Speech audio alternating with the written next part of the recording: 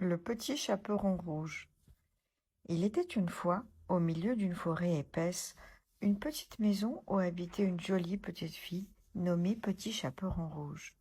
Un jour ensoleillé, sa maman l'appela dans la cuisine de leur petite maison. Grand-mère est malade, dit-elle. Apporte-lui ce panier de gâteaux, mais sois très prudente. Reste sur le chemin à travers la forêt et ne t'arrête pas. Si tu marches rapidement, il ne t'arrivera aucun mal. Ne t'inquiète pas, dit-elle. Je courrai jusqu'à chez grand-mère sans m'arrêter. Petit Chaperon Rouge embrassa sa maman et s'en alla. La petite fille commença son long voyage à travers la forêt. Mais elle oublia bien vite les sages paroles de sa mère. Elle vit un massif de fraises sous un arbre. Quelles jolies fraises! S'exclame-t-elle, déposant son panier sur le sol. Elles sont si chouettes et mûres et si grosses. Délicieux. Je vais peut-être juste en prendre une de plus. Soudain, Petit Chaperon Rouge se souvint de sa maman, de sa promesse, de sa grand-mère et du panier. Elle se dépêcha de retourner vers le chemin. La forêt devint de plus en plus dense. Un papillon jaune vola vers elle à travers les arbres. Oh, comme il est beau! S'exclama-t-elle, et elle suivit le papillon à travers les arbres. Je t'attraperai! Puis elle vit quelques grandes marguerites dans l'herbe. Oh, comme elles sont belles! S'exclama-t-elle. Grand-mère va les adorer. Et elle cueillit une grande botte de fleurs. Au même instant, deux yeux menaçants la regardaient de derrière un arbre. Un bruit étrange dans la forêt fit bondir de frayeur Petit Chaperon Rouge, et son cœur se mit à battre. Je dois trouver le chemin et m'enfuir d'ici rapidement. Petit Chaperon Rouge courut et retrouva enfin le chemin. Mais alors qu'elle commençait à se relaxer, elle entendit un autre bruit étrange derrière elle. Une très grosse voix lui dit: Bonjour, petite fille, pourquoi marches-tu dans la forêt toute seule? Où vas-tu? J'apporte quelques gâteaux à ma grand-mère. Elle vit au bout de ce chemin, dit Petit Chaperon Rouge avec une toute petite voix. Est-ce que ta grand-mère vit seule?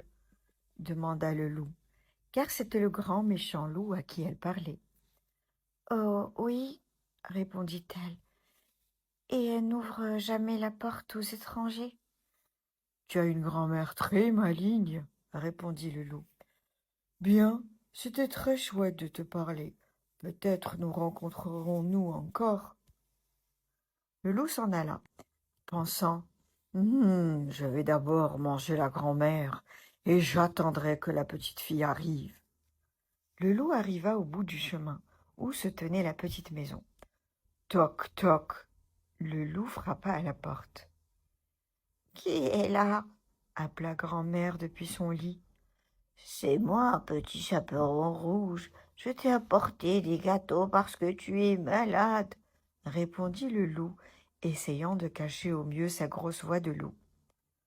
Oh, c'est merveilleux, dit grand-mère. Elle ne remarqua rien d'étrange. Entre.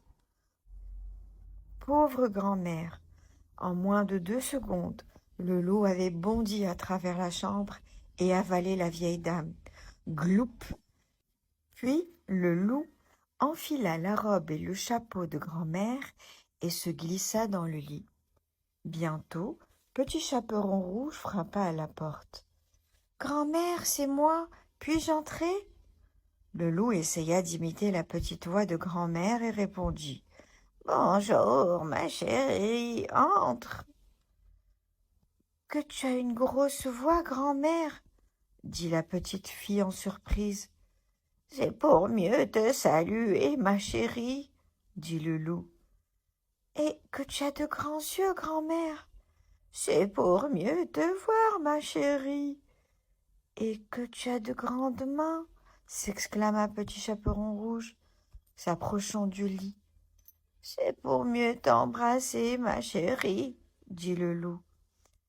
Et que tu as une grande bouche, murmura la petite fille d'une voix faible.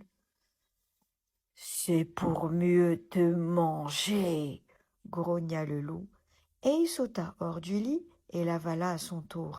Puis, l'estomac plein, il s'endormit. À ce moment, un chasseur sortit de la forêt. Il vit la maison et décida de s'arrêter et de demander un verre d'eau. Il cherchait un grand loup qui terrorisait le village. Le chasseur entendit un sifflement étrange à l'intérieur de la maison. Il regarda à travers la fenêtre et vit le grand loup, ronflant sur le lit de grand-mère. « Le loup! Il ne m'échappera pas cette fois !» cria le chasseur. Le chasseur ouvrit l'estomac du loup et à sa surprise sortirent grand-mère et petit chaperon rouge, saines et sauves. « Oh, merci !» dit la vieille dame.